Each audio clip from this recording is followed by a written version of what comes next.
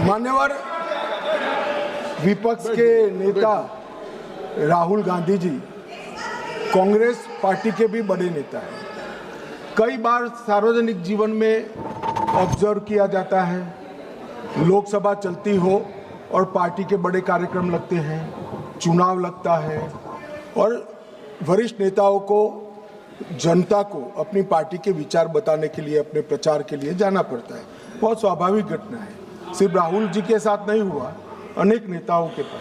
मगर इसमें रसप्रद ये है कि यहां नहीं थे तो कहां थे? मान्यवर, शीतकालीन सत्र 2025 वो जर्मनी की यात्रा पर थे। बजट सत्र 25 वियतनाम की यात्रा पर थे। बजट सत्र 23 इंग्लैंड की यात्रा पर थे। बजट सत्र 18 सिंगापुर और मलेशिया की यात्रा पर थे। मॉनसून सत्र 20 विदेश यात्रा पर थे। बजट सत्र 15 इसमें से 60 दिन विदेश यात्रा में रहे। अब सब एक भयंकर कोइंसिडेंट है। जब भी बजट सत्र आता है या महत्वपूर्ण सत्र आता है, उनकी विदेश यात्रा लग जाती है और फिर कहते हैं हमें बोलने नहीं देते। भाई विदेश से सदन में कैसे बोलोगे बताओ भाई, कोई मुझे समझा दे। मान्यवर, जो आदमी जर्मनी में है, इंग्लैंड में है, सिंगापुर में है, वो यहाँ कैसे बोलेगा? यहाँ वीडियो कॉन्फ्रेंस का कोई प्रावधान नहीं है मान्यवर, वरना तो वीडियो कॉन्फ्रेंस से भी उनको बुलवा देते। और मान्यवर, आज जब विपक्ष स्पीकर साहब के कंडक्ट पर सवाल खड़ा कर रहा है, कंडक्ट सिर्फ स्पीकर का नहीं देखा जाता। ये सदन पक्ष, प्रतिपक्ष और स्पीकर और माननीय राष्ट्रपति महोदया, ये सब मिलकर सदन बनता है। तो स्पीकर के कंडक्ट की टीका कर रहे हो, आपके कंडक्ट पर भी तो कभी बात करो। ये क्या हुआ मान्यवर? यहां पर ट्रेजरी बैंक पर प्रधानमंत्री बैठे हैं, दौड़ के आकर गले लग जाना, ऐसा कभी नहीं हुआ मान्यवर।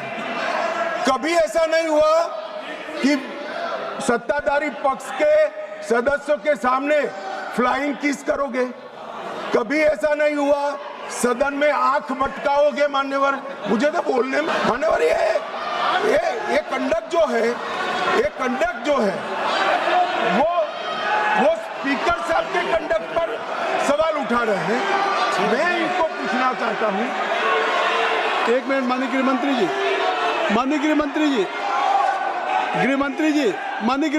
एक मिनट। अगर सभी माननीय सदस्यों की सहमति हो तो सभा की कार्रवाई जब तक गृहमंत्री जी की स्पीच चल रही है समय बढ़ा दिया जाए। मान्यवर, किसी भी के सामने हम एक उंगली दिखाते हैं तो 4 उंगलियां अपने सामने उठती है।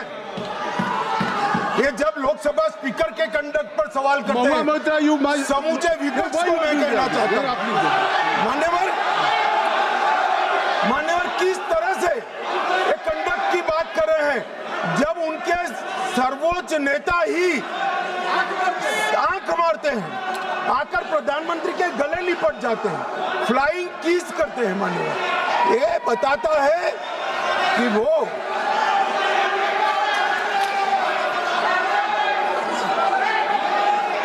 provoking. No, you are provoking. No, please. Nothing will go on with that. I will request. You are provoking. Bhagwa Moitra is provoking. Kindly, please.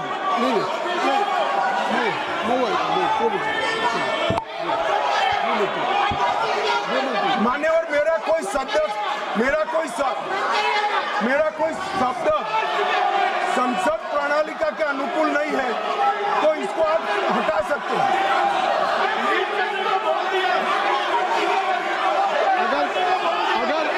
अगर कोई ऐसा शब्द होगा तो उसको मैं कार्रवाई में देख लूंगा।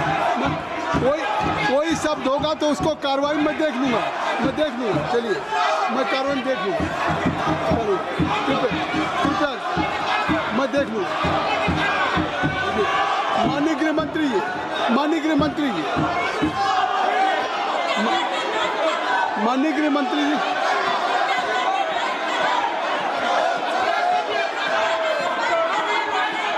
गृह मंत्री जी को बुलाइए। माननीय गृह मंत्री जी, सर कोई शब्द मेरा असंसदीय हो तो कृपया इसको डिलीट कर दीजिए।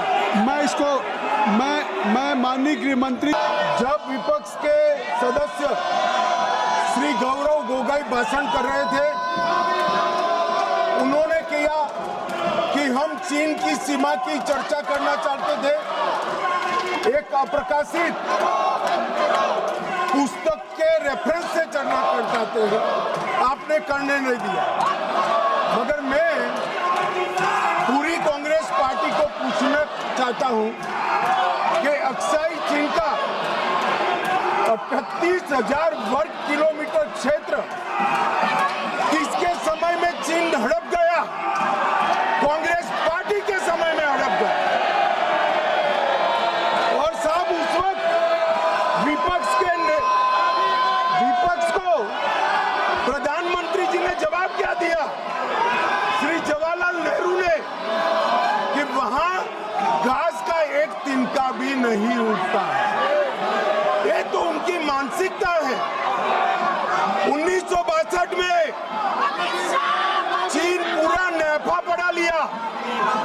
नेहरू जी ने कहा my heart goes out to the people of Assam. Assam को बाय बाय कह दिया मान्यवर। इनके समय में चीन ने भारत का एक बहुत बड़ा क्षेत्र हड़प लिया और वो चीन की बात कर रहे हैं।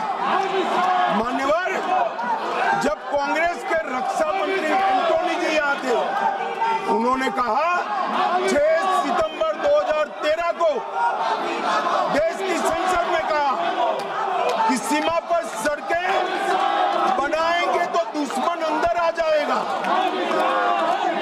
वो सेनाएं किसके लिए है मान्यवर?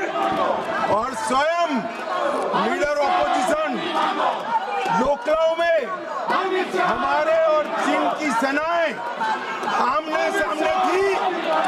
वो चीनी दूतावास में मुफ्त मीटिंग कर रहे। पहले तो उन्होंने डिनाई किया, पर चीनी दूतावास जब इसका कंफर्मेशन किया तो उन्होंने कहा जानकारी लेने के लिए गए। अरे जानकारी लेनी थी तो रक्षा मंत्री जी को मिलते, प्रधानमंत्री जी को मिलते, राष्ट्रपति जी को मिलते। चीन के दूतावास से जानकारी आप लेना चाहते हो मान्यवर? वर्ष 2005-6 में राजीव गांधी फाउंडेशन को चीनी दूतावास से 1,35,00,000 रुपया का अनुदान मिला। ये राजीव गांधी फाउंडेशन चीनी दूतावास से दान लेता है और इसी के तहत इनका FCRA का लाइसेंस 2022 में रद्द होगा। अब मुझे बताएं कांग्रेस के लोग कि ये पैसों से क्या रिसर्च किया गया? मान्यवर, कांग्रेस की वरिष्ठ नेत्री और श्री राहुल गांधी की उपस्थिति में 7 अगस्त 2008 को चीनी कम्युनिस्ट पार्टी के साथ कांग्रेस पार्टी ने MOU करा। अब वो घोषित करे MOU क्या था। और मान्यवर, आज चीन UNSC में अगर सदस्य है तो जवाहरलाल नेहरू की सो कॉल्ड उदारता के कारण है। सदस्यता पर अधिकार सबसे बड़े डेमोक्रेटिक देश के नाते भारत का था, उन्होंने चीन को जगह कर दी।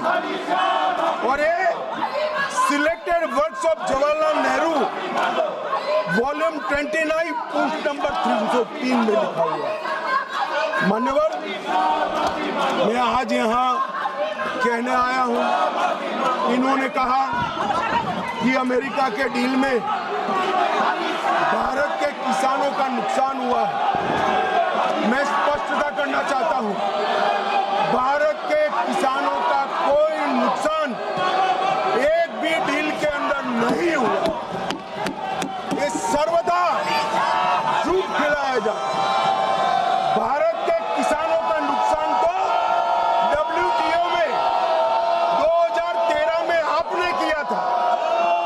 अंतरिम पीस क्लॉज को स्वीकार कर लिया, जिसको हमारी आज की वित्त मंत्री जब व्यापार मंत्री थी तब इसको वो असहमति व्यक्त कर आई, इसलिए आज हमारे किसान बचे हुए। अभी मान्यवर यहाँ पर AI समिट हुई। 80 देशों के AI के एक्सपर्ट और बड़ी बड़ी कंपनियां आई। 20 से ज्यादा देशों के राष्ट्राध्यक्ष आई और कांग्रेस अपनी परंपरा के तहत कपड़े उतारकर वहां पर प्रदर्शन कर रहे हैं और कहते हैं कि प्रदर्शन का अधिकार है। दिल्ली में प्रदर्शन के लिए जंतर मंतर का स्थान तय किया गया और ये जंतर मंतर का स्थान प्रदर्शन करने का स्थान। अब जहां 22 राज्यों के अध्यक्ष बैठे हैं, राष्ट्राध्यक्ष बैठे हैं, वहां जाकर भारत की शान बिगाड़ने का काम। मान्यवर, भाजपा का विरोध करते ये भारत का विरोध करने लगे। और ये जो प्रस्ताव है लोकसभा के स्पीकर के सामने, वो भी इसलिए लाए हैं कि कहीं से भी चुनाव में इनको सफलता नहीं मिली। चुनाव आयोग पर सब शंका उठाना, सुप्रीम कोर्ट पर शंका उठाना, न्यायपालिका पर शंका उठाना, एजेंसियों पर शंका उठाना और स्पीकर की चेयर पर भी शंका करना, एक टोटल नकारात्मक मोड़ में कांग्रेस आ गई है मन। और इसलिए ये सदन बहुमत के साथ एक बढ़ता दिखाई पड़ता है कि इस प्रस्ताव को बहुमत के साथ खारिज कर दिया जाए।